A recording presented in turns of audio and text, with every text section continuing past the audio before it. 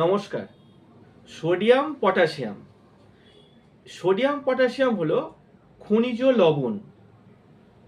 এই খনিজ লবণ আমাদের নির্দিষ্ট পরিমাণে শরীরের ভেতর যদি না থাকে তাহলে কিডনির সমস্যা হয়, হার্টের সমস্যা হয় এবং শরীরের আভ্যন্তরীণ ব্যালেন্স বজায় থাকে না।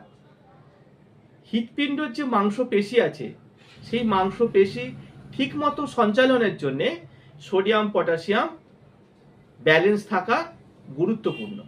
সাধারণত সোডিয়াম থাকে 135 থেকে 145 আর পটাশিয়াম থাকে 3.5 থেকে 4.2। এর ভিতরে থাকাটাই সব থেকে গুরুত্বপূর্ণ। বাড়া কমা হলে সমস্যা হয়। এই সোডিয়াম পটাশিয়াম টেস্ট করার নিয়ম হলো ঠিক 2 ঘন্টার মধ্যে ব্লাড কালেকশন থেকে ঠিক 2 ঘন্টার মধ্যে ল্যাবরেটরিতে পরীক্ষা করতে হবে। তাহলে এই সোডিয়াম পটাশিয়ামের রেজাল্ট 100% ঠিকঠাক পাওয়া যায়। নমস্কার।